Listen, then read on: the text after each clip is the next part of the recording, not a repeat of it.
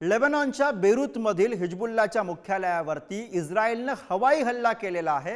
हिजबुल्लाचा म्होरक्या नसरुल्लाहसह अनेक कमांडरचा खात्मा केल्याचा दावा यानंतर इस्रायलकडून करण्यात आलेला आहे। इस्रायल लेबनॉन संघर्षाचं युद्धामध्ये रूपांतर होण्याचा धोका त्यामुळे आता आपल्याला वाढताना दिसतो।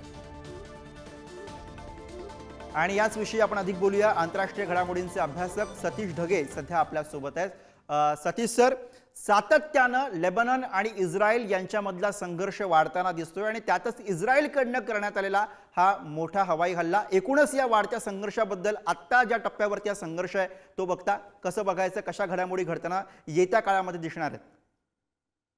नक्कीच संघर्षाची व्याप्ती वाढतीये हे खरंच आहे, कारण 7 ऑक्टोबर 2023 आणि तेव्हापासून आजपर्यंतच्या जर वेगवेगळ्या आपण घटना पाहिल्या तर मुळात इस्रायलचा संघर्ष जो होता तो हमासच्या विरुद्ध होता, पण त्यामध्ये आता हिजबुल्लाच्या विरुद्ध म्हणजे लेबननमध्ये सुद्धा ज्या अत्यंत मोठ्या प्रमाणावर कारवाया इस्रायलनं मागच्या काही दिवसांमध्ये वाढवलेल्या आपल्याला स्पष्टपणे दिसत आहेत।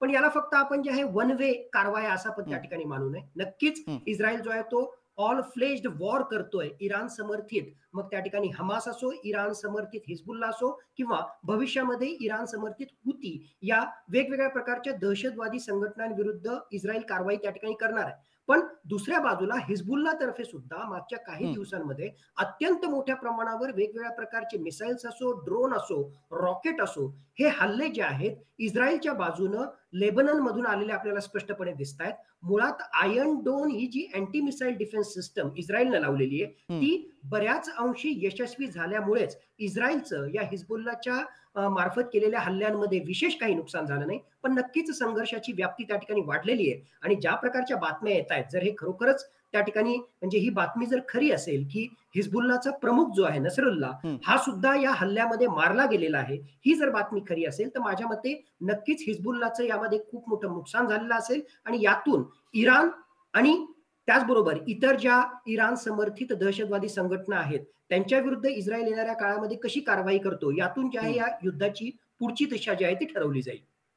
म्हणजे हा जो संघर्ष म्हणून ज्याची चर्चा होती तो आता प्रत्यक्षामध्ये युद्धाच्या टप्प्यावरती जाताना दिसतोय। नक्कीच म्हणजे युद्धाचं स्वरूप त्या ठिकाणी आलेलंच आहे, कारण शेकडो लोकांचा जो आहे त्या ठिकाणी मृत्यू झालेला आहे। आणि मुळातच 7 ऑक्टोबर 2023 नंतर इस्रायलचे प्रमुख म्हणजे बेंजामिन नेतन्याहू प्रधानमंत्री यांनी स्पष्टपणे त्या ठिकाणी सांगितलं होतं की इट्स अ काइंड ऑफ म्हणजे फुल फ्लेज्ड वॉर, आम्ही जे आहे कुठल्याही स्तरापर्यंत जायला त्या ठिकाणी तयार आहे। आणि राजकीय या त्यांच्या स्टेटमेंट नंतर आता ज्या पद्धतीने कारवाई सुरू आहे ते बघता इस्रायल आता अंतिम युद्ध म्हणून याकडे बघताय? माझ्या मते फुल फ्लेज वॉर तर त्यांनी सुरूच केलेलं आहे, पण याला अंतिम युद्ध माझ्या मते तेव्हाच म्हणता येईल ज्यावेळेस खऱ्या अर्थानं इराण आणि इस्रायल यांच्यामध्ये जो आहे तो प्रत्यक्ष संघर्ष होईल। आणि हा फक्त इस्रायल आणि इराण हा संघर्ष राहणार नाही। जर खरोखरच तशा प्रकारचं युद्ध किंवा तशा प्रकारचा संघर्ष झाला तर एका बाजूला जे आहे म्हणजे इस्रायलच्या बाजूला पूर्णतः अमेरिका आणि अमेरिकन सैन्य हे सुद्धा त्या ठिकाणी येणार आहे। आणि जर तशी परिस्थिती निर्माण झाली तर आतापर्यंत जी भीती व्यक्त केली जाती होती तिसरं महायुद्ध, तर तशा प्रकारे जे आहे तिसऱ्या महायुद्धाची ती नांदी त्या ठिकाणी ठरू शकेल। आतापर्यंत तरी माझ्या मते हा इस्रायल वर्सेस हमास म्हणा किंवा इस्रायल वर्सेस हिजबुल्ला इथपर्यंतच हा संघर्ष किंवा इथपर्यंतच हे युद्ध राहिलेलं आहे। अजून सुद्धा प्रत्यक्षरित्या इराण या युद्धामध्ये उतरलेला नाही, त्याच्या प्रॉक्सीच्या मार्फतच तो इस्रायल किंवा अमेरिकन एक प्रकारे सामर्थ्याशी त्या ठिकाणी मुकाबला करतोय। ज्या दिवशी इराण हा प्रत्यक्षरित्या या युद्धामध्ये येईल त्यानंतर मात्र नक्कीच या युद्धाचं स्वरूप आणि एकूणच याचे भीषण परिणाम हे जगाला भोगावे लागतील। बरोबर आहे, म्हणजे सध्या पुरतं तरी या संघर्षाची व्याप्ती वाढलेली आहे, मात्र युद्धाची व्याप्ती अजून तरी वाढलेली नाहीये। मात्र त्याचं पुढे काय होतं, त्यात पुढे कशा घडामोडी घडतात हे पाहणं सुद्धा तितकंच महत्त्वाचं असेल। धन्यवाद सतीश सर या सगळ्या विश्लेषणासाठी।